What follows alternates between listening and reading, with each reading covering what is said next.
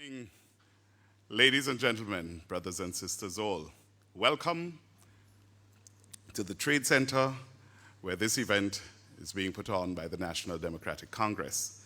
You'll hear from our political leader this evening, but before that we will invite to the microphone Pastor Brian James as we open with a word of prayer.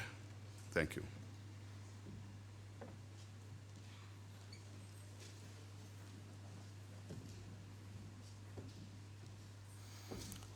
Thank you for standing. Good evening, all. Let us pray. Our Heavenly Father, we thank you for your goodness and for your wonderful works to the children of man. We thank you for the day that we have spent, the peace, the tranquility of our country. We thank you for the land in which we dwell. We thank you for its beauty physically and for the beauty of the people. We thank you that we have been given opportunities as a people to participate in our democracy. Lord, we are very mindful that there are several countries throughout the world in which this privilege is not given. And so, Lord, we do not take it flippantly. We do not take it lightly. But, Lord, we are grateful for it. We thank you, too, this evening for this activity. We pray, our God, for the political leader of the National Democratic Congress, that he would deliver his message clearly, and that, our Father, he would make it plain, so that all who would listen, would hear, would understand, would be impacted, and would respond to his message. We pray that this evening's session would go according to your will, and that at the end, all of us will be glad that we were here. We give thee thanks again. We bless you and we thank you for this evening. In Jesus' name.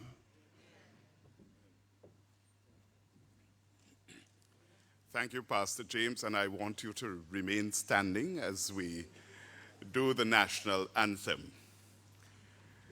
Hail, Grenada, land of ours, we pledge ourselves to thee. Heads, hearts, and hands in unity to reach our destiny. Ever conscious of God, being proud of our heritage, may we with faith and courage aspire, build, and advance as one people, one family. God bless our nation. Thank you, brothers and sisters, ladies and gentlemen. You may have your seats. Even for those of you viewing home who stood, thank you. And so, brothers and sisters, we want to invite to the microphone at this time the political leader of the National Democratic Congress. Put your hands together for Brother Deacon Mitchell.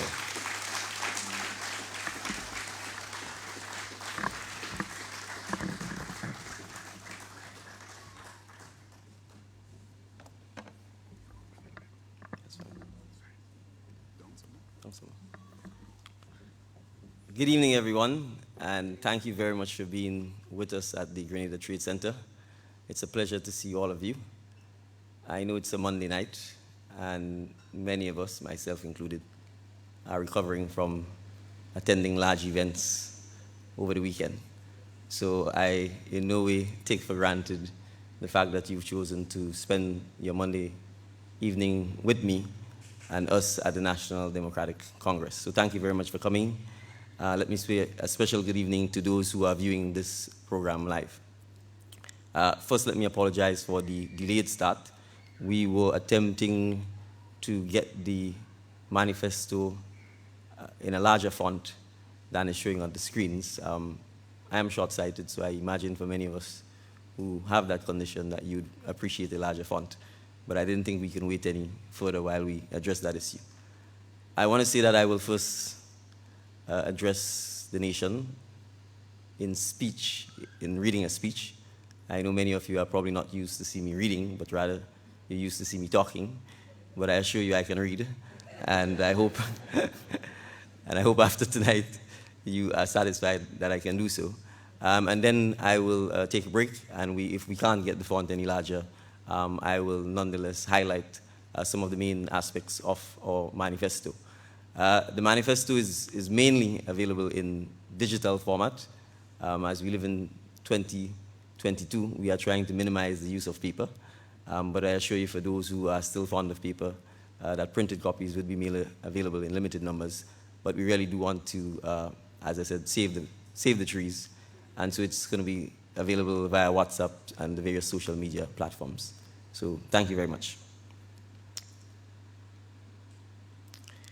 This evening, I have the honor to come to you, the voting citizens of PT Martinique, Carriacou, and Grenada, to present the National Democratic Congress case for the future of our beloved country, Grenada. Grenada is at a critical juncture since its independence of 1974. In 1974, a visionary leader, Sir Eric Matthew Gary, settled his mind, anchored his confidence, sounded his voice, and took a bold step into the unknown. That step created this nation, Grenada, to which we all happily belong.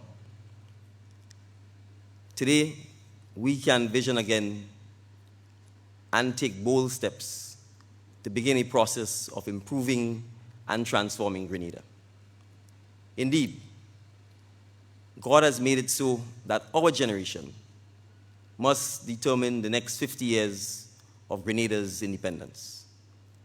We are called upon to create more, to do more, and to be better so that all of us can enjoy Grenada. And so, fellow citizens of PT Martinique, Carriacou, and Grenada, this evening, I look you in the eye, filled with sincerity to be of service to you. But the choice of who forms the next government is your choice. It is you who have the democratic right and the lawful power to enable me to lead this country. Should you choose to do so, I pledge to honor your trust should you bestow that privilege on me. But I do not stand alone. 14 other candidates of the National Democratic Congress join me in offering ourselves to serve our country. 14 of Grenada's most competent sons and daughters stand with me. Together, we are well prepared and determined to take Grenada forward. We believe that the Almighty God has blessed us with numerous talents and assets, and we have equipped ourselves with the discipline, the character, and the expertise capable of making a transformational difference and a proud mark for this country of our birth. It is our hope that you will count us worthy of your trust and confidence. It is our hope that on June 23rd, you will commission us to form the government of PT Martinique, Carriacou, and Grenada. And together, in the immortal words of our national anthem, that we may join heads, hearts, and hands in unity to reach our destiny. Since becoming the political leader of the National Democratic Congress, I have traveled through the length and breadth of PT Martinique, Carriacou, and Grenada to see you, to meet with you, to talk with you, and to touch you. I count it a huge blessing, a priceless experience, and a great privilege. Tonight, my prayer is that a spirit of hope will surround us all and lead us to understand that a rebirth of the Grenadian soul is an urgent necessity. The renewal of our society, the enlargement of our democracy, and the transformation of our economy are urgent necessities that we cannot postpone and that we cannot allow to go bouncing aimlessly down a rugged road to nowhere. The next 5 years are crucial, and the power to decide lies in your hand. We must not reward and celebrate poverty. We must not continue to bear the high cost of corruption. We must not continue to condone recklessness and the abuse of state power. Under our Constitution, general elections produce a parliament, and that parliament produces a cabinet of ministers. Both institutions must function to deliver good government to all citizens. By giving the National Democratic Congress a mandate on the 23rd of June, our young people will have a path to the fulfillment of their dreams and ambition. Our workers will have a path to real job security, pensions, and employment stability so that they can own, reap, and keep. Our businessmen and women will have a path for expansion and successful investments. Our middle class will have a path to trade their goods and services profitably. And our parishes and communities will have a path to building local economies as the foundation for addressing the saddening problems of poverty that threaten our nation. And as we open new economic frontiers in areas such as the creative industries, the digital economy, the marine economy, among others, our youth in the Imani program will finally have a path to a decent and successful future as they train and acquire skills to service these new and expanding economic industries. That will be truly transformational of their lives. They will become the next generation of successful Grenadians. Citizens of Grenada, and to the voting population in particular, I ask you to place confidence in the 15 candidates of the National Democratic Congress. I ask you to vote for the future that you want. I ask you to vote for the future of the Grenada that you want to live in, work in, play in, raise your families in, and create wealth across generations. This election is a decisive one, as we are in challenging times in Grenada, despite our sunny skies and friendly faces. 2/3 of our young people live below the poverty line. 1/3 of our population is considered extremely poor. And we are in a state of economic stagnation overall by any measure. These times call for a new direction towards sustainable development and collective prosperity. These times call for electing a new government to lead Grenada and to transform Grenada for the benefit of all Grenadians. We have no other option on the 23rd of June but to embark on a course to achieve this mission for all Grenadians. As political leader of the National Democratic Congress, I say now is the time to elect the National Democratic Congress to embark on that course. My commitment to you as the leader of the National Democratic Congress is that the NDC's mission is to deliver a brighter future for your generation, our generation, and for our children and grandchildren. The team of the National Democratic Congress, and myself in particular, are eternally grateful and truly humbled by the support we have received from you thus far. Already, your love has lifted us up, and we are ready to lead Grenada. We assure you that working in partnership with you and for the people, and with God's guidance and strength, we will move Grenada forward. Thank you. Please vote the National Democratic Congress, and please vote the heart on Election Day.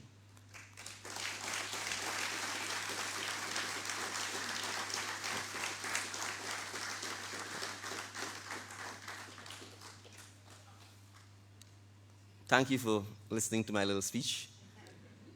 Richie, are we in a position to blow it up or no? No? Okay. That means I have to use glasses.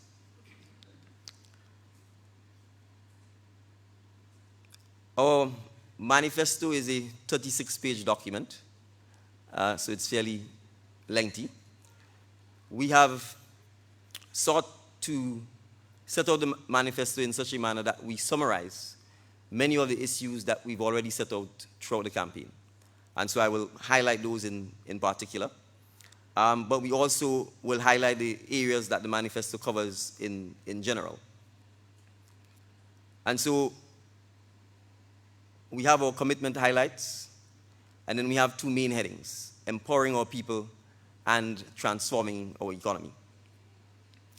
The focus for empowering our people focuses on transforming our education system, transforming our healthcare, addressing land ownership and housing, addressing the issue of sports, youth development, our sister isles of Carriacou and Petit Martinique, diaspora engagement, and culture. Under the broad heading of transforming our economy, we address the issues of jobs, growth and support for our small businesses, agriculture and agro-processing, tourism, the fishing and marine industries, the digital economy, the creative economy, the cannabis industry, and the energy.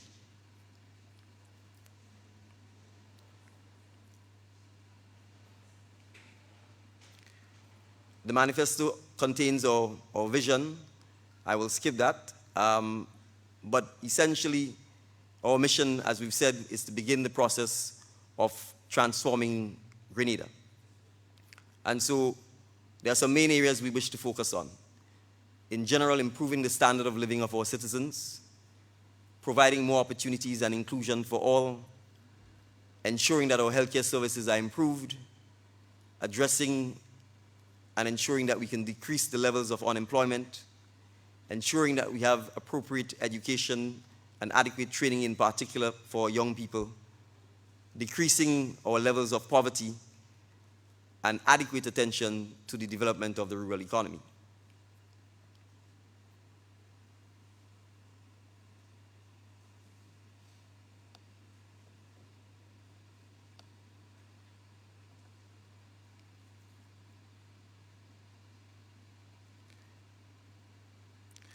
I will address some of the highlights of the campaign. Those are the issues which we've talked about repeatedly and which we are committed to. By now, I think I've said it over and over and over, but repetition is always good. That's how it stays in the head.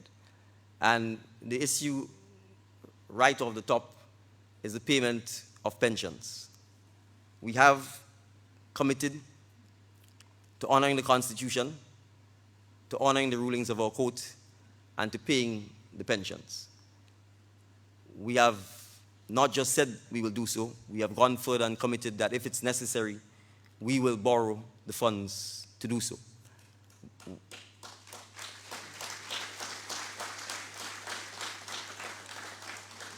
We have gone further to explain the rationale for doing so.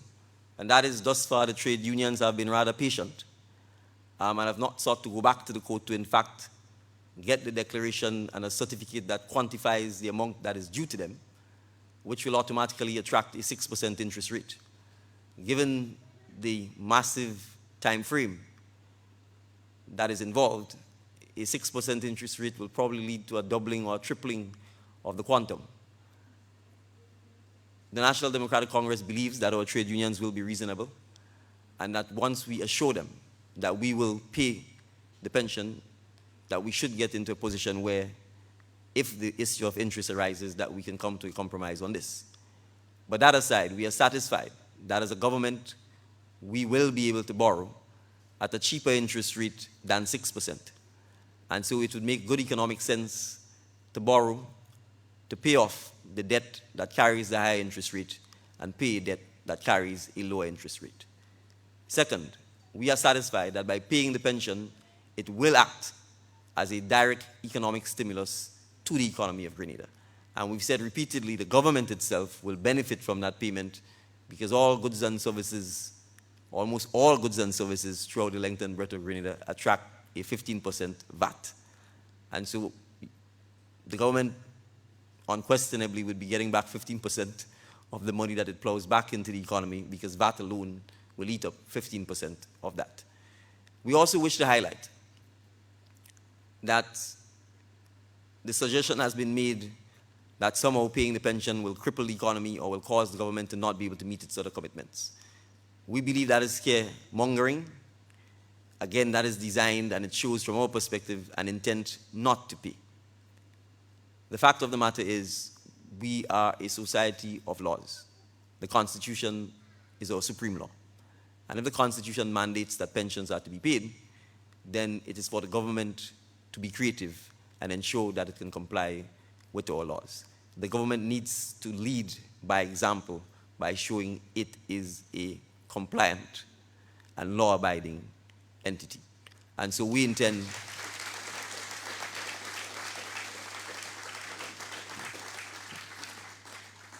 and there's a culture and a history of making our citizens see trouble, there's not a way to put it, by not honoring the judgments, particularly the money judgments of the court, or by honoring them in a haphazard or oftentimes political manner. So if you are viewed as a non-supporter or as, frankly, someone who simply speaks his mind, you don't get paid, or you get paid late, or the payment is delayed.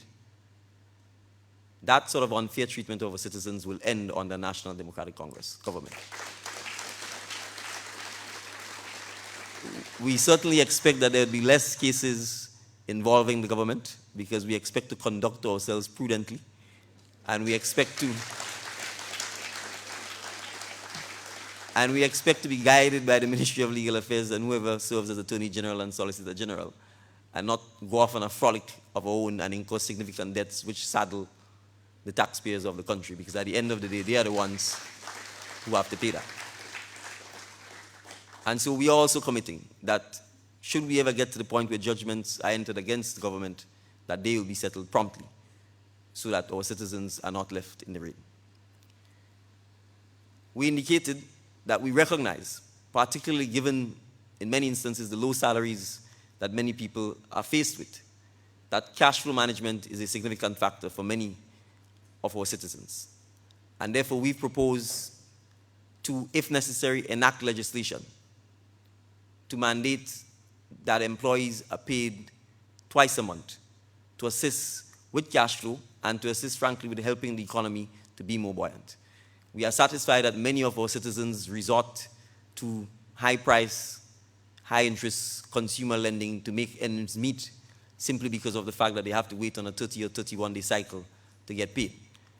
Some of our industries, for example, construction and the hotel sector, are already paying employees twice a month, and we want to encourage not just the government, but our private employers as well to do so. So that is one of the things we are committed to. We will first do so via consultation. We will not resort to legislation first. But we believe that with the consultation, our employers, as well as our employees, would be happy to come on board and will be prepared to join in a system that allows for the payment of salaries twice a month. We intend to have a national review of the minimum wage throughout Grenada. At the end of the day, our economy is driven by consumption. We hope to change some of that by producing more. But the more income people have is the more that they can consume, is the more that they can spend, and the more buoyant the economy becomes. And we only need to look at Christmas time when persons are paid Christmas bonuses or a second salary to see the kind of economic activity that takes place. Our aim is to bring Grenada to a place where every month it looks like Christmas.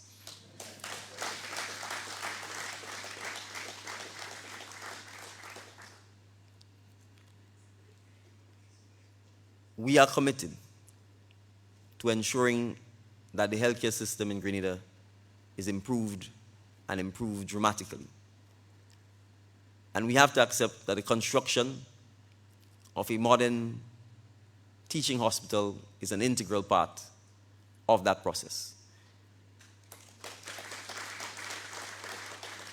The 2008 and 2013 NDC administration had made significant steps towards accomplishing that.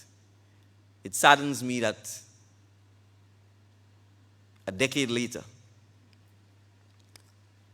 that project was simply shelved with no explanation.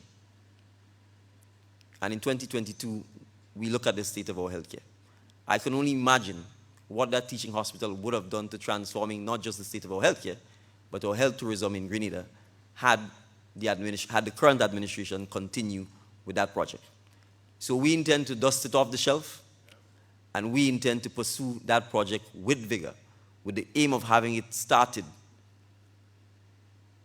within the first 5 years of our administration, because we want to make sure that such a project is irreversible.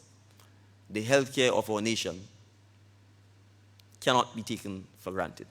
And we are satisfied that if we are able to accomplish this teaching hospital in conjunction with St. George's University, which is one of, if not the most significant investor on island, that not only will it transform our healthcare, but it will certainly go a long way in promoting Grenada's health tourism, and it will certainly go a long way in expanding St. George's University itself, because with a teaching hospital, it allows for its students to remain at least for another 2 years in Grenada. And at the end of the day, the students of St. George's University is our tourism market. And it is in fact long stay, long-term tourism as compared to the traditional hotels and the cruise ships. So the more 9 and 10 months tourists that we have on island, the better for our economy. And we certainly want to encourage that. I don't think I need to say that the presence of SGU has transformed the south of the island.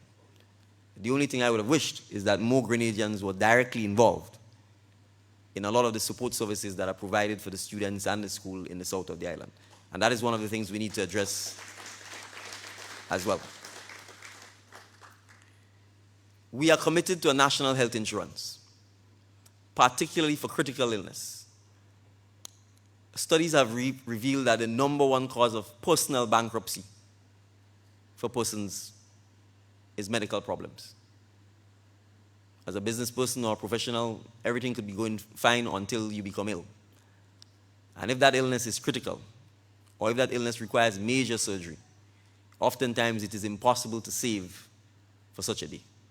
And so, even if it is just to address critical illnesses or major medical issues, we certainly think that it's in the collective interest of all our citizens to have a national health insurance scheme in place. We are not saying it must be a publicly mandated national health insurance. We recognize that there are several insurance companies on island, and we also would want to encourage them to be part of that process. And so from our perspective, a public-private national health care insurance may be optimal, and that is one of the things we are committed to doing. There are many Grenadians in the diaspora who are excited about that idea because many of them would like to return to Grenada. But of course, the state of our healthcare is a serious deterrent, and that's one of the reasons why we need to address this as well. Housing. If you traverse the length and breadth of Grenada, there are significant pockets of deplorable housing, if you can call it housing, that our citizens live in, particularly women and children. And so when I say 1/3 of the population is considered extremely poor, That statistic is actually coming from the World Bank and the IMF and our Central Statistical Office. And if you go around Grenada, you will see that. I think the campaign, as well as many of the more progressive persons in Grenada, like Sister Rolanda McQueen, have been going around Grenada and pointing out to people the kinds of poverty that exists, the kinds of deplorable housing conditions that exist. And I'm sure in many instances it has shocked some of you that we have this level of poverty in Grenada. And so addressing housing is a major issue that we need to address. And there has not been a national housing plan or policy for several decades. And so we wish to address this.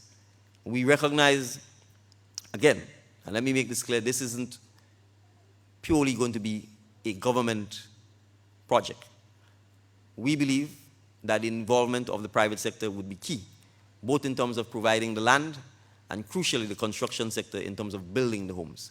So what we want to do is have the central government, together with the National Housing Authority, or Grenadian contractors, and I'm stressing here Grenadian contractors, and our private landowners, to come together so that we can develop the kind of Grenadian housing that will benefit all of the citizens of Grenada. And I'm making a point to say we will not be building apartment buildings.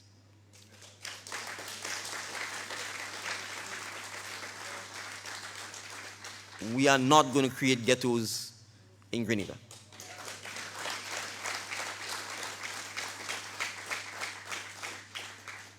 We want housing that allows Grenadians to improve upon the housing over a period of time. And we have numerous examples of that in the past. We want to encourage persons to be able to do their backyard farming, their front yard farming, to have their flower gardens, etc. And it is crucial for us to be able to ensure that one generation of Grenadians can pass on the equity in the homes to another generation of Grenadians. And so apartment buildings are not part of our culture, frankly. I don't think it's desirable, and I haven't heard a Grenadian who says it's desirable. And as you would see, with many of the housing that has been donated to us, if you go to, it's called Shiny Hill in Soubise, you will see that the apartment buildings are not being maintained. And they become dangerous to children in particular over a period of time because you have railings that are falling apart. No one is maintaining them. There is no home ownership. There is no collective homeowners association to look at common maintenance of the common parts or the steps and all of that. You have major sewage issues in those communities. So those are some of the issues we need to address. So when we talk about Grenadian-style housing, we recognize that we have to create our communities, create our villages. And it's not just the housing. It's ensuring that these areas are located in places where people have access to basic services, like a post office, like a playing field, like bus shelters, community centers, playgrounds for our kids, parks so that our elders can walk with their grandchildren. We have to move past this haphazard approach to our development. You recognize, for example, that in Grenada, if you have a fire in most villages, even if the fire truck wanted to come, it can't get there. I mean, we're in the south. And if the fire starts on most of the hillsides in the south, the fire trucks can't get there. And a large reason for that is because every election, our government takes a track and concretes it for 20 feet or 30 feet. And then 5 years later, they do the same thing. And literally, people have tracks going to their home, concrete tracks that oftentimes can only accommodate maybe a golf cart or a small car. And so when it comes to basic things like a fire truck or an ambulance, we are unable to provide those services to our people. And so many times, by the time they do get there, it is too little, too late. Even the utility companies, in terms of traversing the lines, whether it's the water line, the electricity line, the phone line, face similar challenges. And that's because there's been no planning to our housing in particular at all over the last 30 or 40 years. And so I'm not here to criticize Grenadians who, out of the necessity of having to do it themselves, would build small homes and over time expand them because that is what they have to do to survive. And it shows their creativity, their hard work, and their willingness to always want to improve themselves. But it's also the government's duty to ensure that we help our citizens plan our communities, plan our housing construction, and ensure that the necessary infrastructure and support services are present so that we can deal with things like fires, hurricanes, etc., because that's what part of the issue we also have to address. When you have hurricanes, where are the hurricane shelters? If you're going to build communities and build villages and there are no community hurricane shelters that people can go to, for example, when we have a hurricane, then again, we face more challenges and problems. Education. The statistics show that in Grenada, the poorest group of people, only 1% of the poor have access to tertiary level education. And tertiary level here is defined as from TAMCC and upward. And so there's a direct relationship between poverty in Grenada and lack of access to education. And so when Errol Barrow came from Singapore, I'm told, in Barbados, and said to the Bajans he was going to make education universal in Barbados, I was told that his then permanent secretary laughed him out of the room, and in fact, behind his back had attempted to influence other permanent secretaries to say that you have a madman as a prime minister who's attempting to introduce universal education. And the fable goes that in order to thwart all of that, Sir Barrow publicly announced that he was going to introduce universal education in Barbados before the technocrats had the opportunity to hatch their plan. So once he announced it, they had no choice but to find the ways to make it happen. And in Grenada, we need to do a similar thing. Ignorance cannot lead to prosperity. It's as simple as that. If we do not educate,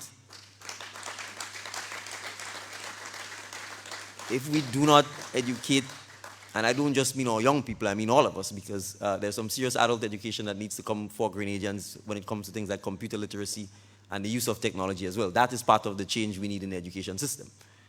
But if we do not educate our young people, and if we do not give them the opportunities that they deserve, if we do not invest more of our GDP into education, then we will not be able to tackle and eradicate poverty. And so basic things like the school fees that the T.A. Marshall Community College charges prevents many of our students from completing their TAMCC education. And I don't think these basic fees are adding anything significant to the coffers of TAMCC or the government. And so we are committing to eliminating all of these small school fees that prove a significant hindrance, particularly to poor members of our society, from getting a tertiary level education. So both at secondary school and at TAMCC, we will eliminate the school fees that are being charged to our students, so that there is no excuse, at least when it comes to that, in terms of access to education. But we also recognize that getting to TAMCC is a significant challenge to many students because of the high cost of transportation, particularly those, well, Piti Martinique and Carriacou, it's obvious. But even when we take our students from St. Andrew and St. Patrick, getting to TAMCC is a major challenge. And so not only is it a major challenge, but by only having one central tertiary level education, it means that we are eliminating hundreds of students from getting a tertiary level education. And so we intend to address this as well. And that is why we've been advocating for having skills training and polytechnic centers in the rural areas. Because to a large extent, our tradesmen and our skillsmen tend to come from the rural communities. And it will make good sense to, in fact, have the polyclinics in those communities. You may get tired of me saying this, but I'll repeat it. If we did not have New Life organization, NULO, I do not know what Grenada would be like. Because NULO produces almost 80%, if not more, of all of our skills, men and women.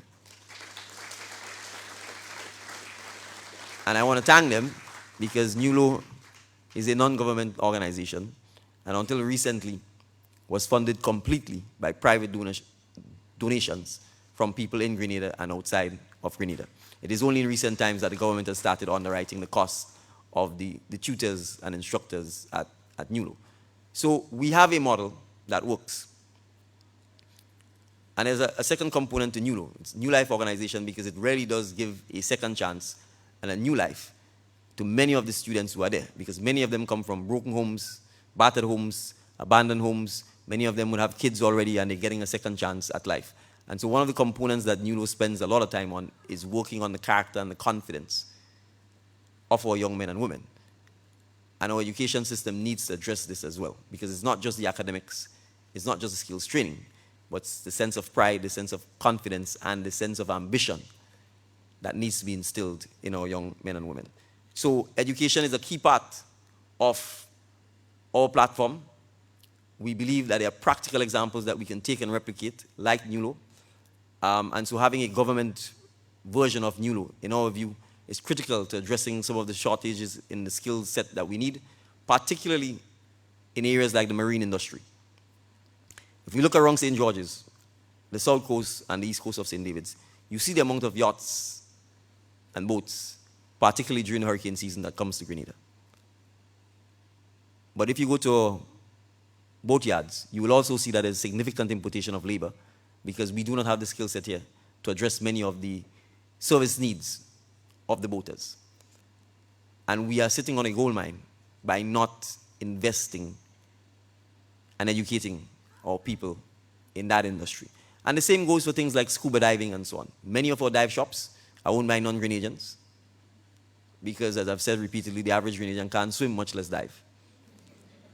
And so the basic skill set that we need to allow us to work in those industries, we don't have it from an early age. And so it doesn't even make sense getting the technical skills unless it's only dry dock work. So those are some of the areas we intend to target to ensure that our Imani program is targeting the skill sets that our economy needs. The same for tourism. We need to train more for Imanis and more for young people to aspire to become the chefs, to become the mid-management, to become actual management within our hotels. But there is no tourism school in Grenada. There is no culinary school in Grenada. So even though we say tourism is everybody's business, we have not, in fact, aligned our education system to provide the tourism needs that we need. Even in terms of basic things like providing the supply chain. You know, there are 2 large hotels being built in Las Vegas and St. David. But how many of our citizens are thinking about being the provider of the taxi service, or being the provider of the car rental service, or being the provider of the dive shop, or being a supplier of the chocolates or the flowers or whatever they need? Those are things we want our people to appreciate. That is where you will earn more money, the supply chain. And that is part of what we need to do when we are educating our population about the type of foreign investment that is coming to Grenada and the opportunities that are available for them.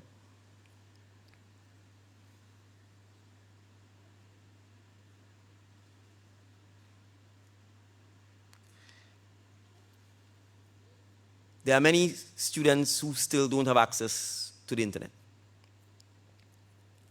And as you can see from the effects of COVID-19, having reliable internet service is almost as important as having water and electricity. And so we will embark upon providing free wireless internet access at all public spaces in our communities, government offices, tourism sites, and recreational parks.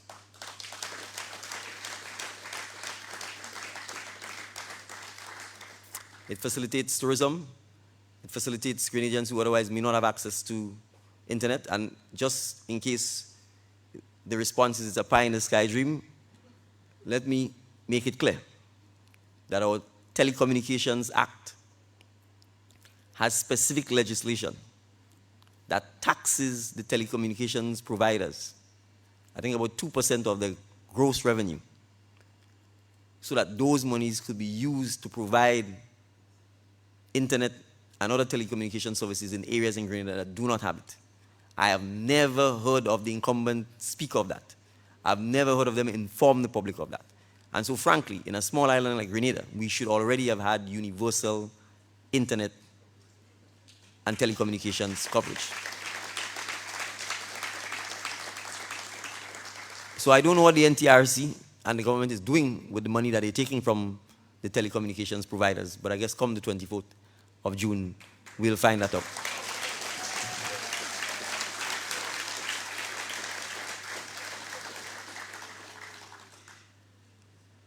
I just want to spend a little time on P.T. Martinique and Carriacou. there are some obvious things we need to fix. We think having 2 ports is better than having 1. And so it's difficult for us to understand why, with the marina at Tyrrell Bay, the port in Hillsborough was abandoned. The marina at Tyrrell Bay clearly has certain limitations. Hillsborough is the tongue of Carriacou, and you can't have a tongue and not have at least a port of entry. In the past, cruise ships were able to actually go to Carriacou.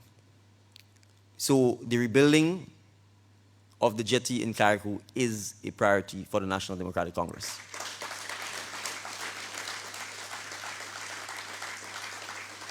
And we certainly believe it will help ensure that Hillsborough doesn't remain a ghost town. Because with the port not being there, it has effectively removed all business activity from Hillsborough. And our colleagues and our friends and countrymen in Petit Martinique and Carriacou has hammered that in my head over and over again. And it's obvious, the jetty is simply sitting there in a complete state of disrepair. It has actually become dangerous to use. And so we see the economic advantage of having it. We certainly think Carriacou and Petit Martinique will benefit from having cruise ships being able to come. And we think having the jetty there gives exponential opportunities for improving the travel between Petit Martinique, Carriacou, and Grenada.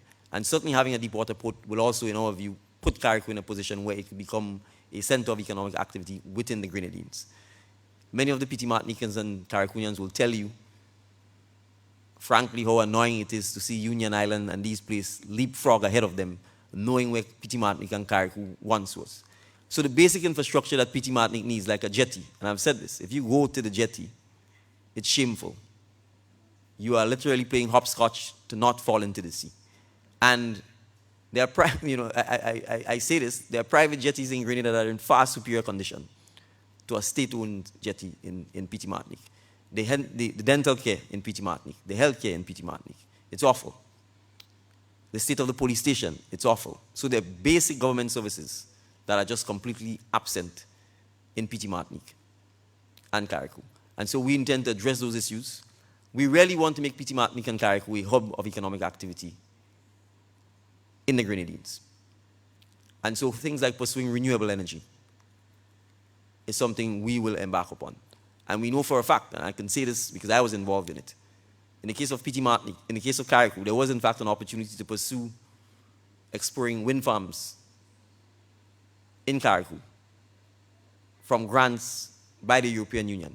The government did nothing and allowed the grants to slip by. Efforts have been made to explore solar energy and to make Petit Martinique exclusively a solar-powered island. Again, no support was provided. So those are things that we will embark upon aggressively because we certainly think that we can make Petit Martinique and Carriacou special. We can make it the center of economic activity within the Grenadines, and therefore Tevin and all of the colleagues in Petit Martinique and Carriacou can no longer feel that they are bastard child and that we don't bother with them in Grenada.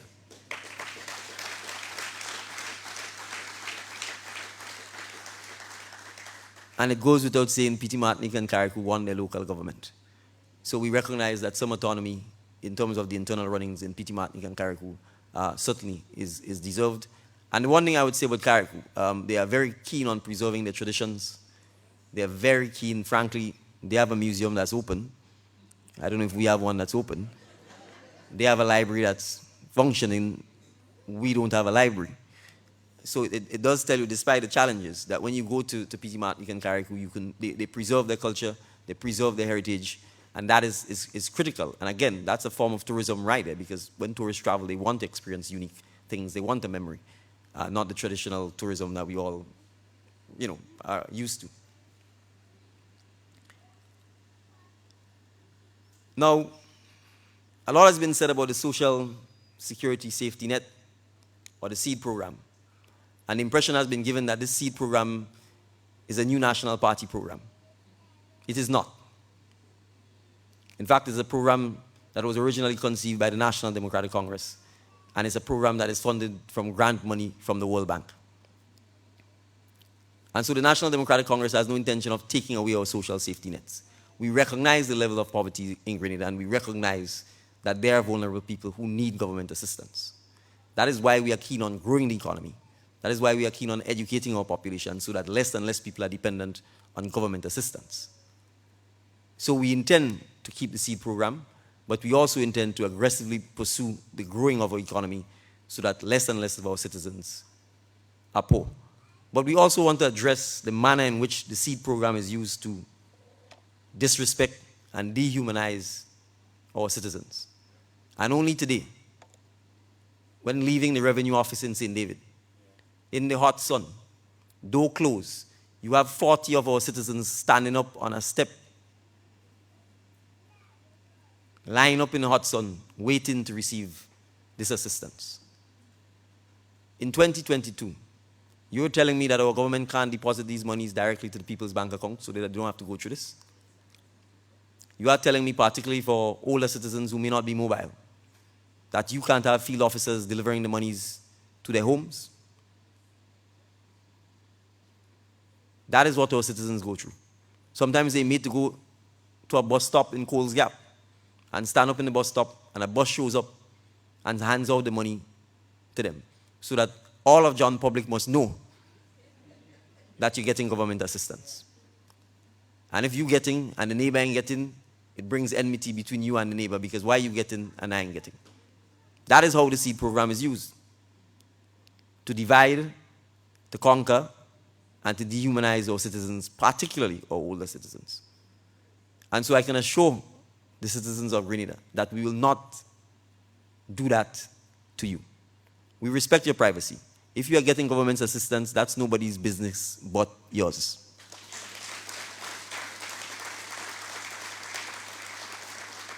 And so we will administer this program to ensure that your privacy is respected and that the funds are provided to you in the most efficient and respectful manner. And we will also be vigilant to ensure that persons who should not take funds on behalf of our senior citizens, because we are aware that there are some people who are collecting the funds on behalf of our senior citizens and not giving it to them. And so we have to ensure that we eliminate that level of abuse, and that the persons who are properly entitled to look after the senior citizens, legally so, are the ones receiving the funds to help the persons in need.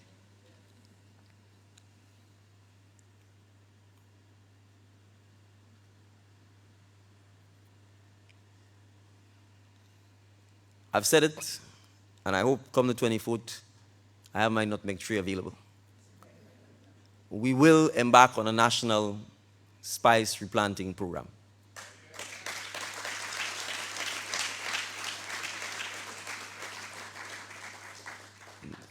The mountain ranges have not disappeared. The rainfall is still coming. And for the most part, nutmeg doesn't need any attention. And certainly it will help with our environment. It will help with the landslides.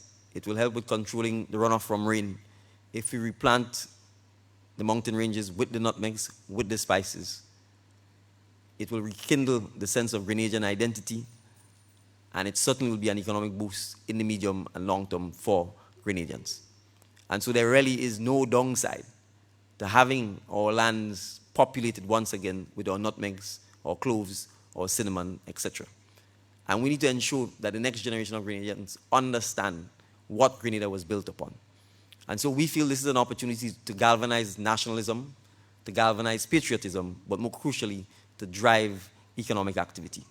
And so I'm inviting all of our students, our teachers, Girl Guides, all of our NGOs, etc., to join us as we make this a national project, regardless of who forms the government.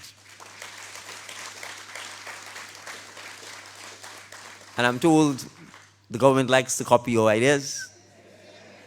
I was even told that there was a cell phone flashing last night in the stadium. So we are happy if you copy the National Spice Replanting Program. It benefits all of us. It benefits all of Grenada, and so we have no difficulty if you to join us. In fact, we welcome you. We encourage you to join us in advocating for this program. Sports. We've indicated, sports and culture. We've indicated that too many of our sportsmen and women and our cultural artists are left to go around with donation sheets begging for assistance, or writing companies begging for assistance when they're going overseas to represent Grenada. And I'll single out perhaps maybe unorthodox group of persons who represent Grenada and do it very well year in, year out. Or students who swim for Grenada. These young men and women travel throughout the OECS representing Grenada. And oftentimes they do very well and win the competitions. But they are swimming in a pool in Good Hope that is not fit, frankly, for the job. And despite the efforts of the Grenada Amateur Swimming Association and all of the parents, we do not have a national swimming pool. Parents foot the bill all the time. And when they can't, they go around begging and asking commercial entities to help. Yet we have the National Lotteries Authority, whose mandate was to support sports, culture, and nation building, especially when we recognize that there are downsides to gambling. So one would have thought that the National Lotteries Authority would be very keen, and that the policymakers would be very keen to ensure that, in fact, the monies were used for that purpose. And so we intend to establish a policy whereby when our sportsmen and women are representing us outside of Grenada, that they be paid a stipend while doing so. Because the coverage we get from Anderson Peters or Kirani James or from our national swim team or any other national team, be it cricket, football, is coverage that oftentimes our tourism marketing budget simply can't afford to meet. And so we also see this as part of encouraging our young men and women to recognize that sport is a billion-dollar industry, that culture, entertainment, and the arts are billion-dollar industries, and they too can pursue careers in those areas. But they need to be encouraged, they need to be nurtured. And one way of doing so is ensuring that as a nation we provide the necessary infrastructure, the necessary support, and the stipends that are associated with that. And I've always said, Jamaica doesn't produce these track athletes by accident. They have an infrastructure, they have institutions, it's a factory. And they are producing them year in, year out. And you know the sort of coverage, tourism-wise, that they get. And obviously the benefits that these track athletes bring to themselves and their families in terms of the income they earn, which otherwise they would not have been entitled to if they had simply remained in Jamaica and perhaps pursued the traditional careers. And there are more opportunities now than ever before. There are more professional cricket leagues around the world than ever before. In the heyday of West Indies cricket, there were no professional cricket leagues around the world. There were no 10 and 10 and 20. All forms of cricket exist. All of the countries, Bangladesh, India, Sri Lanka, South Africa, all have professional cricket leagues. But we play less and less cricket here because we are not investing in it. And the same goes for football. You know, MLS soccer didn't exist 20 years ago. It exists now. You know, it's all over America. So there are opportunities for young men and women in sport, and we certainly feel that it's crucial that at an early age, we don't laugh at a young man when he says he wants to be a career footballer or career cricketer, but that we encourage him to do so. And it's not just the sport. I think we all appreciate that Roy Lewis, for example, is now the manager of the West Indies cricket team. Right? So the administrative side of sports is also critical. And you can pursue academic careers in those areas. Sports management, player management, being an agent for a player, you know, all of those things. So those are some of the areas we really want to expose our young men and women to. People like Jason Roberts, people like Marlon Glean have all worked for FIFA. And we want them to be able to say to our young men and women, those are careers you can pursue. Being a referee, for example, a FIFA referee. These referees get to travel all over the world. It's a career. You have to train, you have to study for it. You have to be accredited, and you get paid, and paid far better than any of the incomes that our traditional jobs in Grenada can give you. And so we want our young men and women to be aware of that. And therefore, sports, culture, arts, and the entertainment will be a key aspect of expanding the economic activities that we want to see in Grenada. And that includes being ambitious in some of the range of sports. For example, tennis. There are no tennis courts outside of St. George's. So automatically, unless you have access to a court in St. George's, if you're from St. Andrews or St. Patrick, even if you had the talent, you just will never be discovered because there's just no infrastructure available. And frankly, in the colonial days, there were more tennis courts around than we have now. So it shows how oftentimes we don't actually progress, but we regress because we don't invest in some of the infrastructure that we need. We, and I've said it, intend to establish a cannabis industry, principally medical marijuana. I don't know if the coughing is coincidental.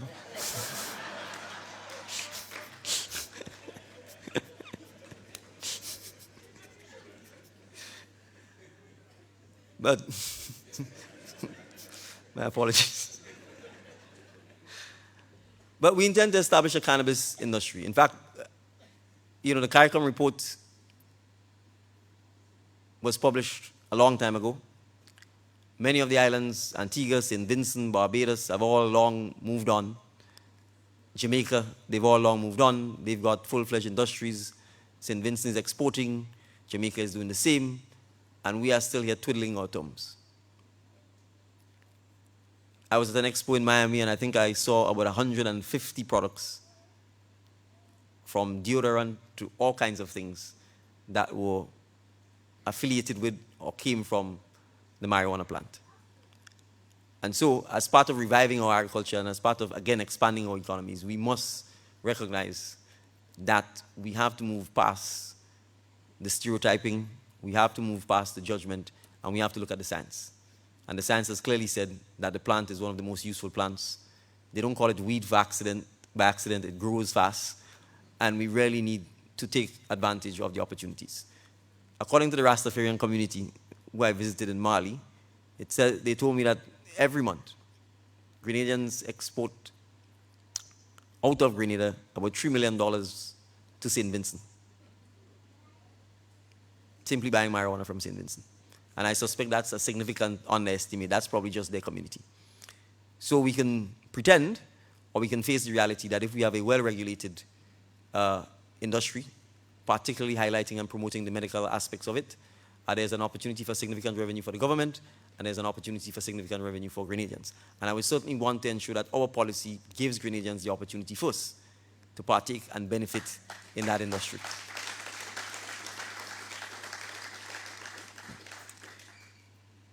I'm mindful that it's 9:32.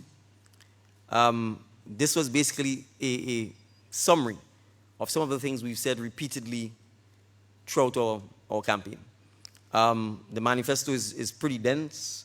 As I said, it's 36 pages. It addresses many areas. But I wanted to use this opportunity to highlight one area that I think we have not spoken about.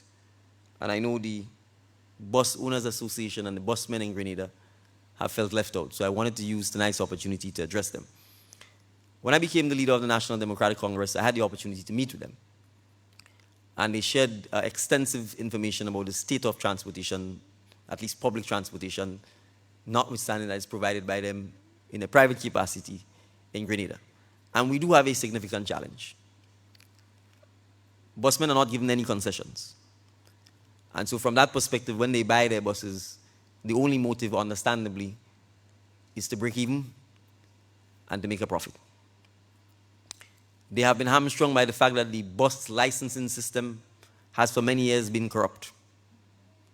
That is the truth. The issuing of stickers and licenses has been a major challenge for them. And to some extent, there isn't adequate regulation of the bus industry because everybody wants to go grandance. That's the reality because it's perceived as the most lucrative route. And so naturally, you probably end up with oversupplying grandans and undersupply in other areas. They've indicated to me that even their association has become or has been divided along political lines. And so they also have the issue of unity and speaking with one voice. I indicated to them, because that's one of the issues they raised, they've been told that there may be some plan to have the government itself provide public transportation by buying or importing into Grenada buses and running them. I've indicated to them that my head isn't hard. And I ain't that young. I do remember the NTS. And I think prior to that it was the PBS, PTS. And I'm satisfied that the government cannot run or operate no public transportation system in Grenada. It will be a disaster. So it is not something I support. But at the same time, we need to get a grip of our transportation situation in Grenada. And so I can certainly pledge to them that we commit to ensuring that the public transportation system is well regulated, it's regulated in a transparent manner, and that it's moved from the hands of the police. That's not policing. And the police force is stretched enough as is, with many issues. So that's one issue that should really be in the hands of a civilian organization. So that's one commitment we can give to them. The second commitment is that we recognize the state of our roads are not conducive to any kind of driving, much less driving on a bus. And so we recognize that the immediate upgrading of our road infrastructure must be an infrastructure priority for the National Democratic Congress. And that is something we will give serious priority. Our roads have become dangerous. More than 90%, if not, of our bridges need serious upgrading and expanding. We still face a situation where on our main roads, 2 vehicles can't pass at the same time. Many of our retaining walls need addressing. And so a comprehensive review of the road network and the road infrastructure in Grenada will be undertaken by the National Democratic Congress. And we will give priority to the areas that are heavily traversed because we recognize the need to improve the buses. But I also want to say to the busmen, and I've said that to them, I know they've raised with me, for example, the fact that they are prepared to consider things like buses that are powered, that are solar powered. And I certainly welcome that initiative. We welcome those thoughts. In Barbados, for example, the government has begun retrofitting some of its buses so they are powered by green energy. And we think those are some of the things we need to look to towards positioning Grenada as a smarter, greener, more climate-friendly environment. So we'd be happy to work with the busmen towards exploring what opportunities or options are available for us to, in fact, introduce and use more buses that are powered by green energy. But the transportation system in Grenada has to be addressed. There are a lot of vehicles on our roads. A lot of vehicles. Many of it is driven by the fact that because particularly young people can't get transportation after 6 p.m., can't get transportation on a weekend, they are forced to buy their own transportation. And that continues and continues.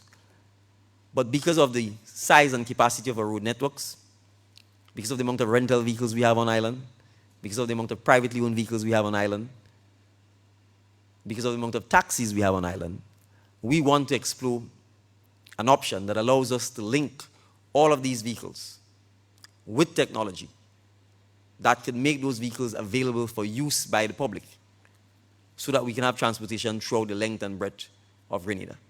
And I've made the point that Uber doesn't own any vehicles. It is essentially a digital platform that allows vehicle owners and drivers to come together to provide a service to the public. And we certainly feel, given the sheer amount of vehicles we have in Grenada, taximen, for example, for the most part, tend to provide taxi services to the cruise ships, passengers at the airport, and maybe people around the supermarkets. But for the most part, they don't serve the rest of Grenada. Persons with car rentals, Christmas, Easter, Carnival time, and in the rest of the year, for the most part, the vehicles are sitting down. The young men and women who are buying cars just because they need to make a little time on the weekend, or they can't find a vehicle after 6 or 7, they simply drive to work with the car oftentimes, and it's sitting there for the entire day until they're ready to go home in the evening. That is not a sustainable model. There's just a certain point where Grenada will not be able to take all these vehicles. The traffic jams are going to get worse. We will not be going anywhere in a hurry. And so we have to find creative ways to use the existing vehicles that are available and provide and deploy them in a manner that the public can have access to them. And I can say, if we had relatively affordable vehicles all the time, I'd be happy not to drive. I'd be happy to be able to call an app and say I need a vehicle in 15 minutes and know that one is readily available. And so we really do think that there's an opportunity to use the technology. There are a lot of Grenadians who already can build apps. There are a lot of creative young persons. So we want to be able to bring the taxi association, the busmen, the private vehicle owners, the persons who own rental cars together to see how we can work out a transportation system that we believe can help revolutionize the economy in Grenada. Because if you don't have transportation, nothing happens. Many of our hotels struggle because they have to incur the cost of paying to pick up their workers and to drop them home. And it's at significant cost. And that obviously increases the cost of doing business for everybody. Nightclubs, bars, etc., if there's no transportation, you're not going to get any activity in the night. And that's part of the challenge we face here. So we recognize the importance of transportation. I wanted to single out to the busmen. We will continue the dialogue, but I wanted to give you the assurance that we are not going to propose or introduce any public transportation system owned or operated by the government of Grenada. So I will end on this note. I sense I've been talking a long time. Usually we entertain questions. I didn't know whether tonight is a night for questions. So Mr. Robinson, I'm in your hands.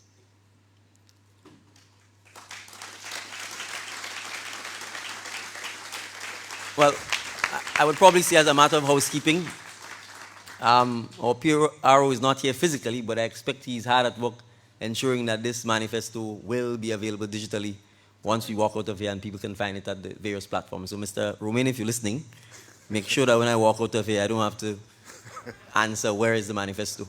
Thank you. You're welcome. So we can accommodate 2 or 3 questions, and we would want to close off promptly at 10 o'clock. We're almost there. So the floor is open. If you have a question, yes. Okay. Mr. Deacon. Yes, sir. In terms of the wayside mechanic, Yes, sir. how do you intend to handle that situation with all those wayside mechanics, people all over the road? Yeah. Thank you. That's a good question. I think the reason that happens is because, again, there's no planning. A lot of the young mechanics, or wayside mechanics as you call them, or what I call village mechanics, are trying to ply a trade. And they're trying to offer a service. And oftentimes, they probably don't even own land. So they either set up garage next to their parents' home, or their father's home, or wherever they're living, to offer that service. So to me, as a nation, to fix that, because this is a free market, people tend to go where they feel people will see their services. It's why many vendors set up on the side of the road as well. But if you take a place like St. David's, for example, there is no central place where you can get any service of any kind at all. So there's no place where you can walk in and say, we can have mechanic services here, we can have refrigeration service, we can have store repair service, we can have a seamstress, we can have a tailor, shoe repairs, no services. And I think the way to address many of these institutions is to create industrial type estates where you provide infrastructure. You encourage your welders, you encourage your mechanics or auto body repairmen to come in and say, listen, we don't want people setting up shop all over the road. It's dangerous, but we will provide the facilities for you to do so at affordable rents, in decent enough accommodation. And you can provide things like toilets, for example. You know, those basic things. And by doing so, again, it creates a more orderly society. It creates a more predictable society. And then the young men and women wouldn't feel you trying to stop them from earning a living by simply saying, I'm banning roadside mechanics. Because if you could pass the law, but if people are hungry, and if they can't earn a living, they are going to break the law to do so. So it is not just a question of saying, okay, you can't do this, you can't do this, you can't do that. You have to provide the facilities that allows the traffic to come. And what you find is that the more services are located in a central place, the more traffic will come, because people know you can get a doctor, you can get a dentist, you can get an optician, you can get a mechanic, whatever the case might be, in some sort of centralized or localized area. And those are some of the things we need to do. And that's why I've talked about the fact that the society has just become completely unplanned. Anything goes. And it creates the kind of problems we have. The same goes for vendors. You know, they are just simply trying to earn a living in a decent way. But again, if you take St. David's, there's no place, no central location that a fruit vendor, or vegetable vendor, or fish vendor can go. You know, so they literally will go to a junction where they feel the traffic is most, where you have the highest visibility to sell. And they're in the sun, they're in the rain, there's no bathroom and toilet facilities, and therefore you're looking at higher risk of disease, you're looking at higher risk of all kinds of things happening, because we as a state don't seem to understand that if you just let things go, then people are going to do whatever they have to do to survive. So those are some of the issues we need to talk about. And I'm saying, I'm using St. David's, obviously, perhaps it's a bias in me, but I'm saying that's the challenge you face when there's no kind of planning and no involvement of people in the governance of the country. There's a complete divide between the botanical gardens and the rest of us.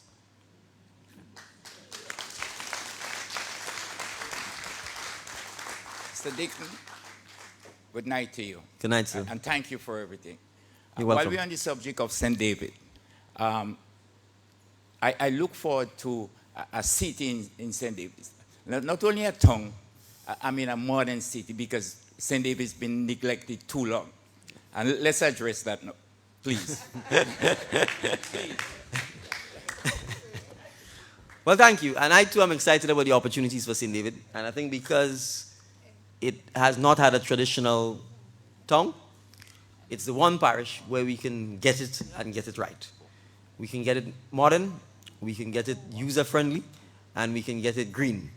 Because I think building a tongue, if you want to call it a city, in the 21st century requires you to power it using renewable energy, to build it in such a way that's eco-friendly, that we can be able to do things like recycle, be able to do things like separate our trash. I mean, in Grenada, we don't separate any trash. Everything goes. Glass, bottle, plastics, biodegradable, everything is in one, and it goes up to the dump. So I certainly think it's an opportunity, and I completely agree. I've been speaking to a lot of the residents in St. David as to possible location for that. I have some thoughts in my head. I certainly think the current Las Vegas area is a sort of natural melting pot. You've got the beaches, you've got hotels being built, you've got a big playing field, you've got schools in the area. I mean, but it requires consultation with the residents. It requires people who can do urban planning, because you have to look at, when you do locate a town there, what is going to happen in terms of people being attracted and wanting to live closer to it. You have to look at the tourism product, because as it stands now, there's no place in St. David where if you were driving through, a tourist could stop and get anything, as in a souvenir or artifact or any of that kind of stuff, or where our vendors can sell to them. So those are some of the things we need to look at, but I completely agree with you. I think it's a prime opportunity for us to reimagine what a modern urban city can look like. And I think there's a prime opportunity for do that. The other advantage is St. David is still one of the few places with large tracts of land left. And I think that will be key as well to how we plan the future development of the East Coast, because the South is being squeezed. I think we see what has happened with the South. There's been no planning. It has just been allowed to go on its own. And so a lot of the housing is not desirable for our citizens. The traffic is not desirable, the congestion. I mean, just the lack of beautification. Barbados may be limestone and coral, but when you get off the airport, there are palm trees lining the streets. Stuff is being maintained. We get off the airport here, there isn't a palm tree coming up. There isn't a bougainvillea planted. Nothing. It's desolate. Right? And it speaks to, in my view, our lack, or the fact that our leaders don't seem to take pride in our nation, don't seem to want to make things nice. And, I started off my speech by talking about Sir Eric Gairy, and I've always been told he says he might have come from the countryside, but he was always aspiring to higher heights. He wasn't aspiring to dumb things down or make the place look ugly. So to me, as a nation, I'll give an example. I mean, look at the roundabout to enter Lansapine. A tire.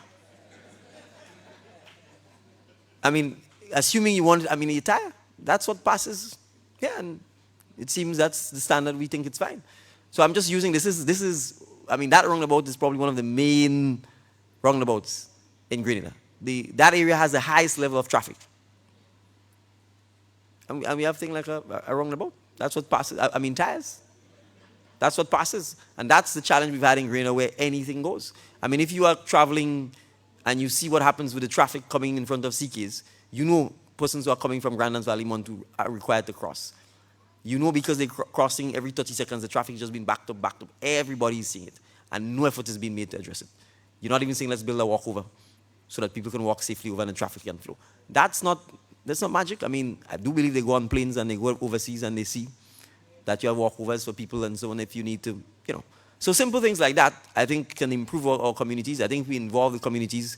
They too can come up with solutions and suggestions to just beautify Grenada, beautify the South, since we all have to go in and out of the South to get in and out of Grenada, and just improve our sense of pride in our country. So I hope I've answered the question. I know I digressed a little. All right. Good night. On any Good night. given on any given day, there are hundreds of yachts anchored in our coastal waters. Most of these yachts have individuals living on them, releasing human waste into our coastal waters. What are the plans in terms from the the NDC in reference to addressing this issue? Right. Well, thank you for the question. And the marine or marine life and marine industry, as we said, is a major issue for us. I am aware of that. In fact, I'm aware of Grenadians who've been trying to get moorings established in various places like Woburn and so on to address some of that.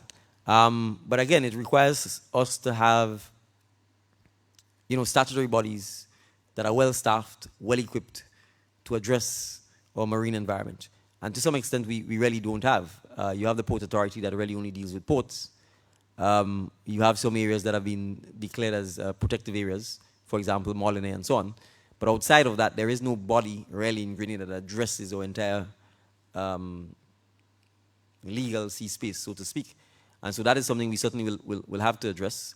I've actually tried to support some of the Grenadians who've been trying to have moorings and so on done so that yachts can come in. I will confess I'm not an expert in the industry, but I certainly would think there's also a lot of revenue generation that is being wasted because of how unregulated we are in terms of how we deal with our marine space.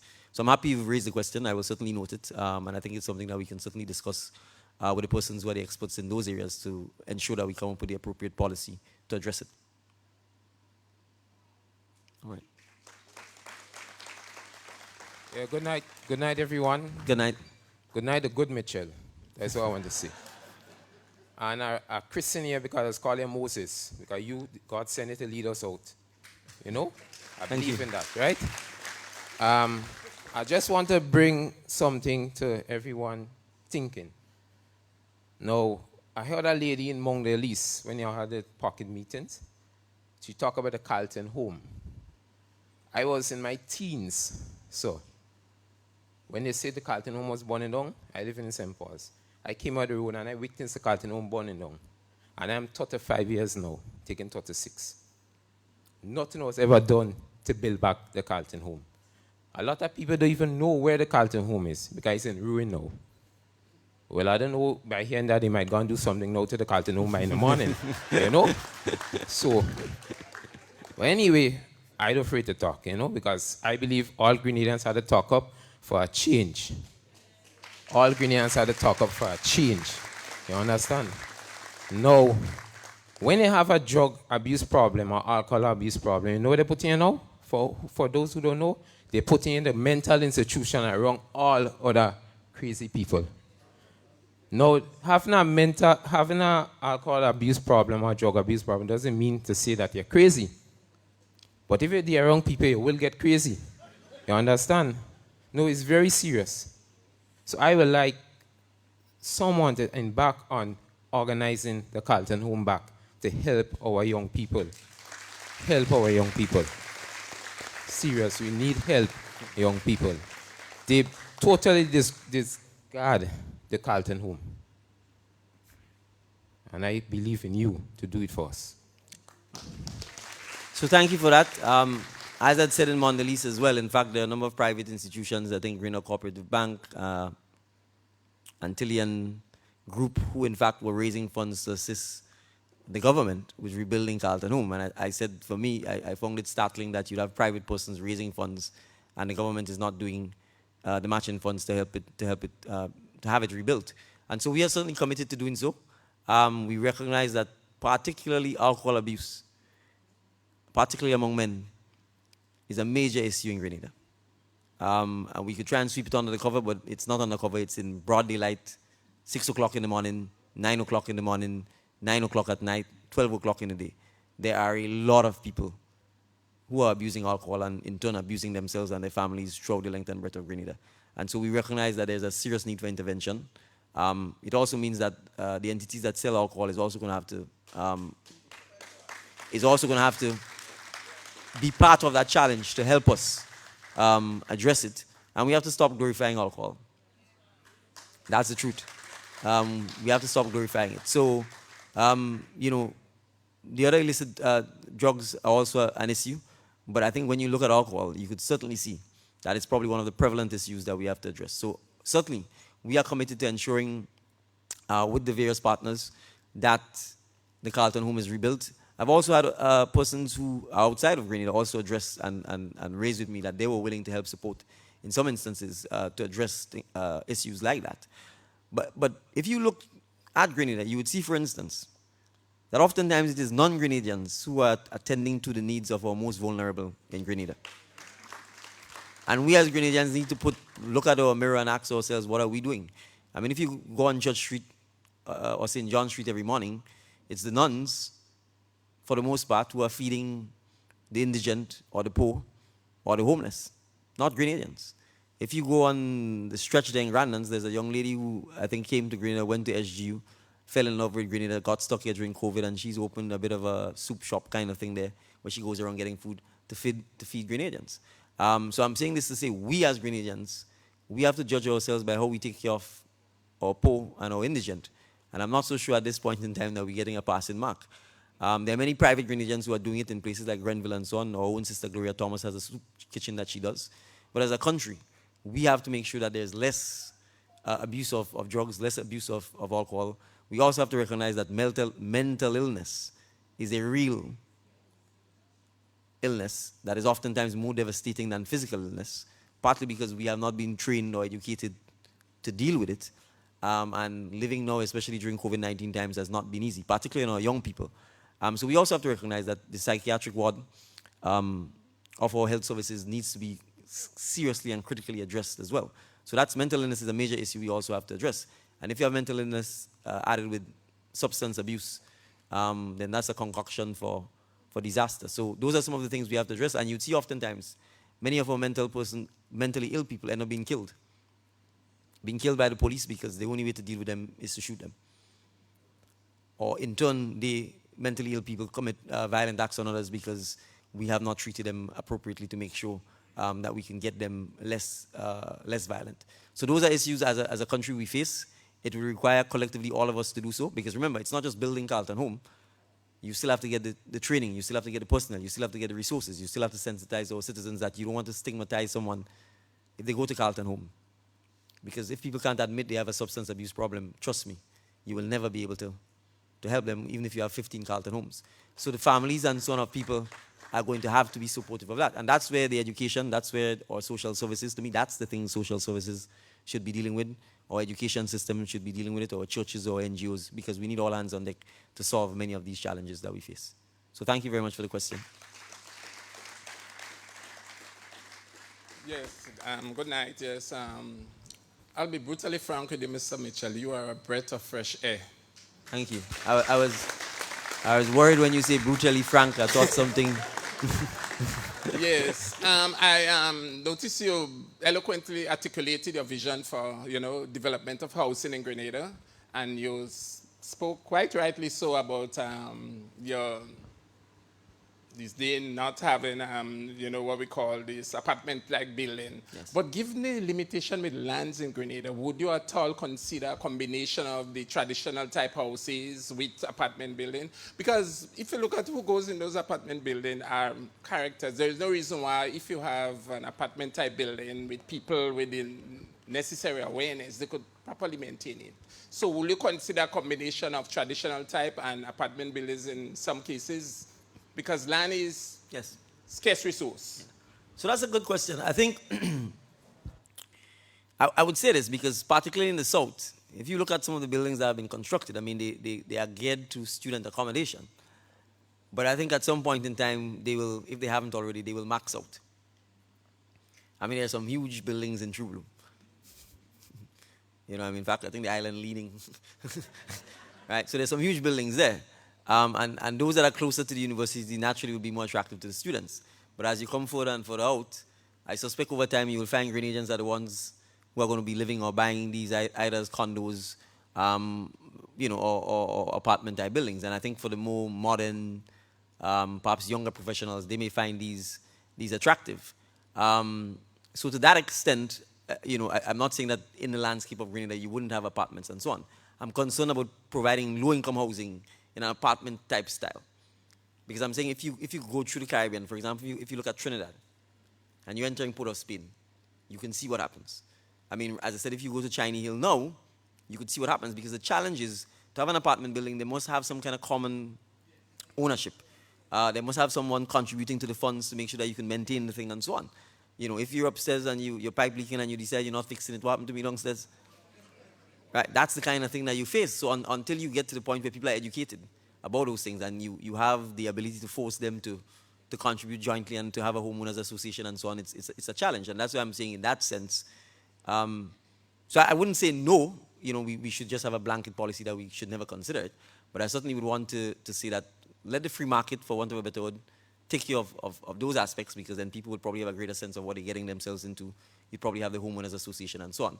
But I think where the government is involved and where you're trying to do a public-private partnership, I would certainly go with the first model of trying to have the traditional housing. Final question of the evening from the lovely lady sitting in front of me. Sorry, I think Randall, someone else has a question. So I will entertain it. Yeah. Well, I will say there's no more big rallies, so hopefully if I strain my voice a little tonight, it's okay. A pleasant good night to everyone. Good night. A pleasant good night to you, Brother Deacon Mitchell. I have listened to you and I have not heard anything concerning the elderly, anything surrounding with the elderly except the seed program that they usually get, you know, and I am a bit concerned because as I sit here tonight, I see half of the population inside here is gracefully aging. And within the 5 years, they will be, well, I'm already seeing them as elderly, so I'm kind of wondering what will be taking place. Because I think in Grenada, we have only one institution, elderly institution, which is the Richmond Home. And all the others are privatization. And as I look into those institutions, there are not much to help them in therapeutically, right? Recreations and all of these things are not there. Again, certification and registration for those that seen after the elderly are not there, right? And I am being concerned because over the 25 years, I have been working along with elderlies. And I am a bit concerned about that in your manifesto. Okay. I also like to ask you, what is the meaning of seed? Okay. It's an acronym for, let me get the right thing so I can tell you. Social, let me make sure I'm not misquoting. Yeah.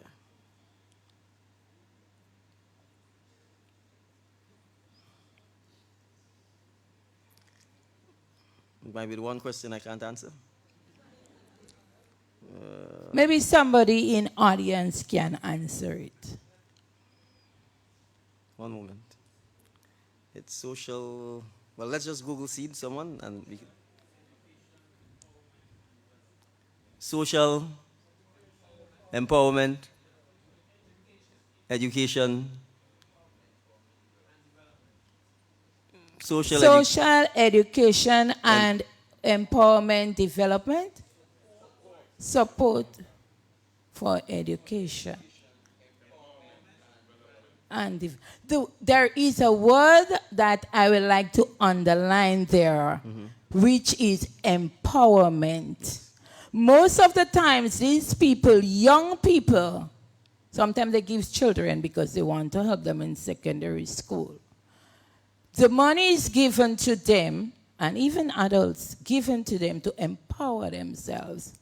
And you see, they're getting the money over a period of time, even to hit back to the next election. I want to know, when you form the government, how would you handle that program with the word empowerment. Thank you. All right, thank you for the questions. So let me address the first issue regarding the elderly.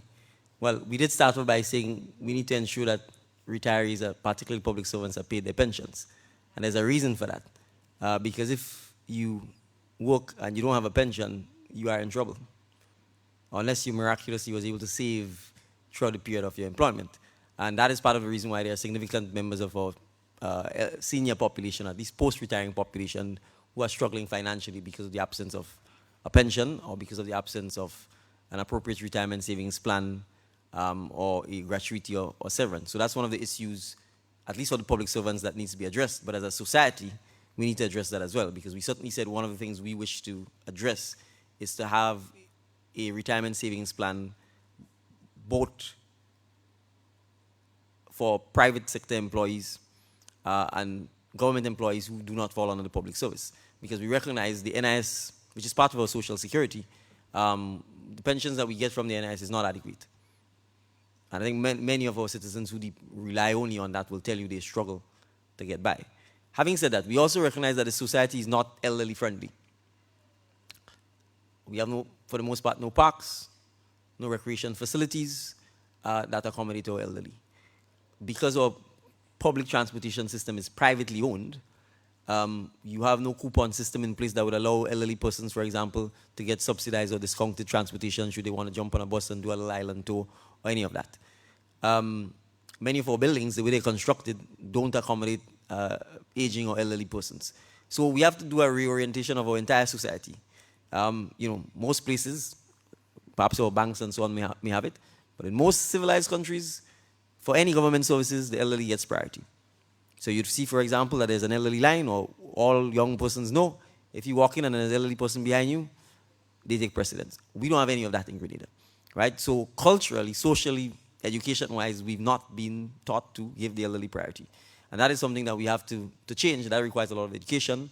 It may require some legislation to address some of that. In terms of elderly persons who actually find themselves in a position where they need, I'm using the word a home or public housing, that is one of the things we want to address as well with the housing program, because we recognize that from time to time you may find persons who are homeless, not necessarily because of their own circumstances. Let's take an elderly person whose home burns, for example. And if he or she doesn't have immediate family that can take them in, they're homeless. So we need to be able to have things like reserve housing that addresses that, which is why we need to have a housing program. Or sometimes you may find elderly persons whose medical conditions simply wipe out all of their financial resources, and their families may not be able to help. And again, that is why you may need to have homes that can address that. But we also feel it's important, and you talked about empowerment on the seed, to in fact, the empowerment comes from economic activity. That's the truth. If we can't grow the economy, if we can't make Grenada wealthy, then there is just no way the government could keep giving out money. Because if the economy isn't growing, then the tax base of the government is going to dry up as well. And if the government has to borrow to keep funding itself and the economy is not growing, it will not be able to repay the loans in the long run. So it's a multifaceted issue, but certainly I expect that part of the process is having people like you advocate for the elderly, so that the government's policies can change, so that all policies can change to make sure that we are far more pro-elderly and give them the respect that they deserve after having worked to help build Grenada. Now, the SEED program, from our observation, is essentially being run as a welfare program to a large extent. And the whole question of how we empower people oftentimes comes with education and training and giving them opportunities. So even if you give me $400 or $500 every month, and I'm not talking about retirees or people who are elder citizens, I'm talking about younger persons, right? What comes with that? You have to be able to teach, educate me, put me in a position where I acquire the skill set so that I can on my own empower myself, either by getting a job or by starting my own job. That's the reality. And one of the things, we look at American culture all the time, but we never seem to take the good things about American culture. You always see people in their 40s or 50s who might have been a career mechanic. But if the auto mechanic business in Detroit went bust, they retool. They go back to school, they go back and retrain, and they find a job in another industry. And that's one of the things we have to learn here. People seem to think, all right, well, I used to work in tourism, things get tough, COVID come, and you do nothing. You go and get another skill.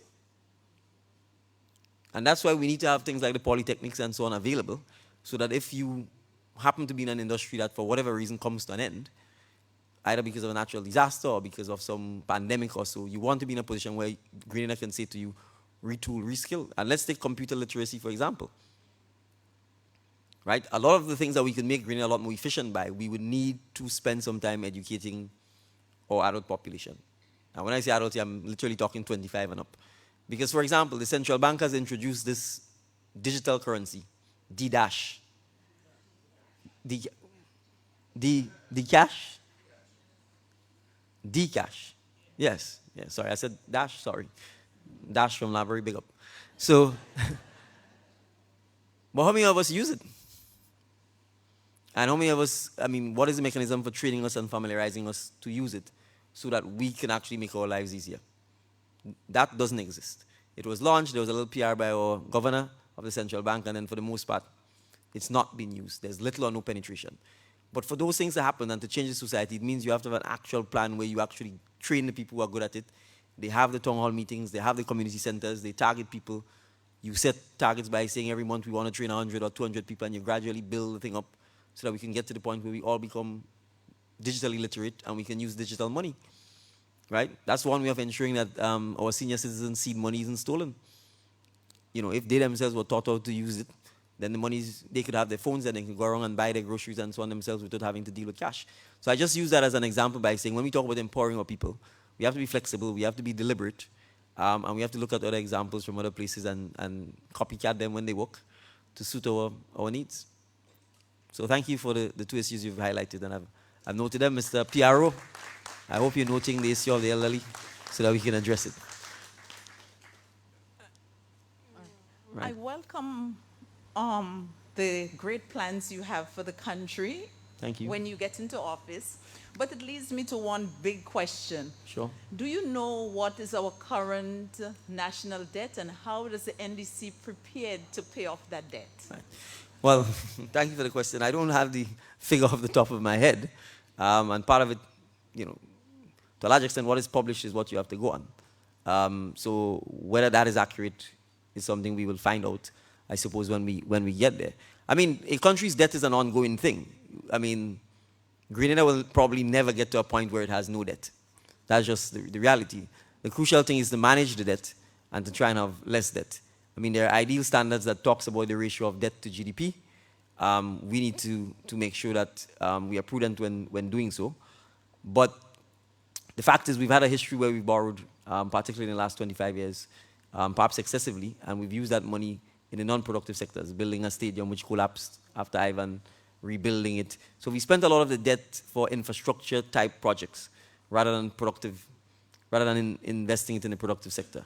I think the key thing would be to make sure that we manage the debt, and that when we do borrow, that the funds are actually used efficiently, and that they prioritized and used for the purposes for which they borrowed. We have a Fiscal Responsibility Act. It has been suspended because of COVID-19, and that has allowed the government probably to borrow and spend more than it otherwise would have been able to do so. So I think once the effects of the pandemic taper off, we're going to have to go back to that to make sure that there's prudent management of our debt and to make sure that we manage government spending appropriately. But I think when we examine our government's track record, there's no question there's been a lot of wastage. Implementation is a significant deficit. I'm aware, for example, right now that since the UK is no longer a member of the European Union, that it has offered some grant and loan funding to the government to deal with things like the Western Main Road construction. That hasn't been effectively deployed as yet, perhaps because of the Molyneux issue. But I'm told that the time frame for using it may very well expire sometime next year. So a lot of the problems we face sometimes is the implementation of the projects, because we are not ensuring that the public service has the personnel and the resources to actually implement. That's one of the challenges we face. But I'm not worried about all that. I'm not worried because I think at the end of the day, I don't have another island to live on but Grenada. And so collectively, we all have to find creative ways to make our future brighter, right? We still have to find out what happened to the oil and gas. right? And we laugh, but I'm saying you have Guyana, whose economy is growing by 60 and 70% because of the oil and gas. So I'm sure once we find out what has happened to the oil and gas, it may very well be, I just said that no country that will ever pay off its debt, but maybe I might have to eat my words and we may be in a position to pay off our debt in its entirety. So I just give that as an example, and that's what I mean when I say, because there's just been no transparency whatsoever in our governance. To some extent, we have no clear sense of what Grenada's assets are, and we have no clear sense of what Grenada's liabilities are. And that is part of the cloak that we have to lift to get a true sense of where we stand nationally. There isn't even a registry of national assets in Grenada. Mr. Bristol is here, he could tell you quite often when the government say they own land, if you ask them prove how they own the land, they can't tell you. They're just saying it's government land. That's the truth. So, and those things hinder investment, because if an investor comes here and he's like, what proof I have this land is yours if I give you the money? You have to depend on a lawyer's opinion. So that's the kind of challenges we need to fix in Grenada to really create a driving force in the economy. Even our land ownership system is archaic. Everybody else has moved on light years ahead of us, and we still have lawyers walking around with piles of paper and searching title for 100 years and this sort of thing, and by then people get frustrated and they move on. So those are some of the things we need to modernize, and I'm sure once we do that, as I said, we can certainly manage the economy and grow the economy and manage our debt. So thank you for the question. Mr. Political Leader, only because you said your voice is still a little strong, we'll take one from the Live. From the live, yes. And there is an issue that someone wanted to find out about the port, about how we are able to manage the port in a way that it becomes efficient. And we all know the problems that we have there. But this is the one. Grenada is situated within the hurricane belt. Yes. And our ecosystem is often used as a windbreak, etc. Also, they are home to endangered species. How will the NDC organization protect our ecosystem while embarking on such developments? Also, what policies would you put in place to ensure that Grenada does not become a concrete jungle in the next 20 years? Yeah. Well, I think our planning legislation needs to be reviewed, and that's a major factor. But again, it goes back to the fact that there's no consultation with the people. I mean, what kind of development do we want? We have to ask the question. Do we want high rises or not? Do we want apartment buildings or what I call traditional Grenadian homes? Do we want high-end bespoke tourism or do we want mass tourism? We have to ask ourselves those questions, and hopefully we can have a discussion and agree. That is part of what we're going to have to do in order to say what Grenada becomes like 20 or 25 years from now. So we have to be able to say this is the level of physical development that we think is sustainable, and we're not going beyond that. We have to be able to say certain areas are off limits to development, and we're not going beyond that. But my style of governance is not that because we're in government, we say this is the end of the story. It has to be that you have to have the discussion, you have to have the consultation, and also you have to have expertise. Because oftentimes many of us are opinionated.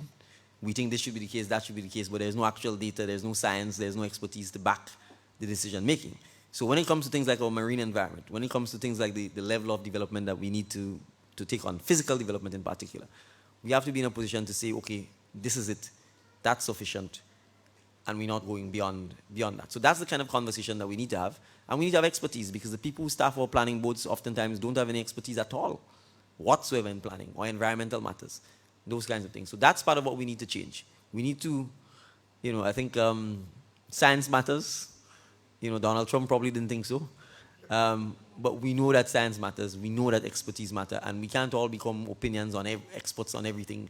We are entitled to opinions, but at the end of the day, we have to be guided by expertise as well. So I think it's critical to say that there has to be reform in that. I mean, even the way in which plans are approved. As I pointed out, you send plans to the planning authority, it takes a year. By then, the bank changes its mind about the loan. The estimate you got from the contractor double now because the price always goes up, etc., etc. So those are some of the things we have to address almost immediately in terms of fixing the ease with which we can get things done in Grenada. But I will say this, we are a small island. We have to appreciate that. If we don't protect our environment, if we don't have a limit to some of the physical development, then the paradise that we call Grenada will disappear overnight. We'll become just another concrete jungle where anything goes, and basically the charm of the island, etc., goes. So those are some of the things that we have to be able to have these kinds of discussions about, these kinds of meetings about, and be able to say where is development best suited for, where is preserving our forests, where is preserving our seashores, etc. best suited for, so that we can clearly say those things, pass it into legislation, and ensure that both the legislation and the policy and our actions are in sync. I mean, I see people building and dumping places where you know the place is going to flood. I mean, you know it's going to flood. I mean, the developments that's going on in woodlands and so on, right? You know it's going to flood. It's just a matter of time. I mean, every rainy season, you see what happens to the bridge in woodlands. You see what happens to the bridge in West Hall, Canal Vini, and it's just like business as usual, and we continue and we continue. So one day when the floods come and the entire drain goes and breaks away and you can't pass at all, then we will finally say, okay, we need to do something about it. It's the same thing that happened in Molineux, where people were told they should not be building. They went ahead and built, and then you see what all of us are paying the price for. So if that isn't a classic example of how development could destroy our own standard of living, then I don't know what else. So that's one of the things we have to factor in. So to the caller online, it's a good question, and thank you very much for that. And that's the reason why we need to have more of these kinds of discussions in order to agree on how we're going to move forward. Thank you, Mr. Political Leader. Well, I know you have addressed the issue of the port in the past, and well, we could go back. Yeah, sorry, I didn't realize she wanted me to address it. Well, I would like to think that probably every Grenadian has imported something at one time or another into Grenada. And if not personally, through a broker, would have had the experience of having to deal with the port. It's a little confusing for me to understand why after 20 years it's the same system over and over and over. So I certainly think we will commit to saying that the management and the board of the port, whoever from a board perspective, will have to make this a #1 priority. In 2022, we have to streamline the operations of the port, and we have to be efficient. And the port itself has to want to meet targets to say that we want the containers out, we want people's goods out in one business day, and work towards that. I mean, that's how most organizations operate. You don't want to be saying it's taking 5 and 6 days to clear stuff. It doesn't benefit the port. You're not getting more duties. People don't want to do more business with you. You leave Grenadians frustrated and annoyed and so on. You leave investors frustrated and annoyed. So it's difficult for me to understand culturally why an institution like the port will not want to be held in high esteem, where people can say the experience was great, they were efficient, I'm happy to import another container because they are moving quickly and so on. And if it means as leaders we have to go down to the port staff, go down to the management and board and say this is the mandate, and we expect that in 90 days this will be turned around, or else, then we have to do it. And it's not just for the port, it's for a lot of the government services. We have to be able to say, we, including you as members of Grenada, should want to get top-class service. I use the passport office, so let me only be critical. The passport office is efficient. Yes. It's probably the most efficient government office in Grenada. And so I'm happy to give them the kudos. And if I were all of the other government departments, I would want to enter into competition with the passport office to ensure that I'm more efficient than you, and I get more praise than the passport office. So to the immigration department, to customs, to the port, to all of the central government ministries, when we say it's not business as usual, we mean that. The passport office is an example. And all government offices need to use that as an example in terms of their efficiency, their professionalism, and their courtesy. So to the passport office, kudos. Thank you very much. And in closing, remember we got CPEA results today. Yes. So you might want to say something to our young ones who were quite successful at that. Well, thank you very much. Let me say congratulations to all of you. It seems like yesterday when I did CPA. And I know it must be a very exciting time. The future is definitely now. Your future is now beginning. So I would certainly say enjoy the moment with your friends, with your family. Celebrate. If you did well, you deserve to celebrate. But to all of the students who have had the experience, secondary school is a great time. Most of your friends are going to likely come from secondary school and stay with you. So it's something you can look forward to. And to all of the parents, the teachers, the well-wishers and the supporters of all of the students, congratulations to you as well. And I really do hope you enjoy the rest of the evening and that you celebrate with your kids in the coming days. So thank you very much. You're welcome. Thank you very much, political leader. Let's give him a round of applause. I think we did brilliant this evening. Yes. And to all of you here, thank you very much for coming out. And we look forward to seeing you Soon, tomorrow, there was a mini rally that was planned that's canceled. However, we're going to be working towards a candlelight vigil tomorrow. Everybody is asking for it. So we are going to plan something centrally, and we're going to ask that it be disseminated throughout the different constituencies, because people don't want to be away from their constituencies at this point. We're coming down to the crunch time, and they want to be there, but the nation has called for prayer, and we're going to answer. So look out for that announcement. You will see that tomorrow. Please the Lord. It's going to be small. Those of you who can attend, you'll come out and attend and so on, but we want you to participate from home. Yeah? So thank you very much. God bless you, everybody, and see you soon. And please remember to vote for the National Democratic Congress Thank you. on June 23rd.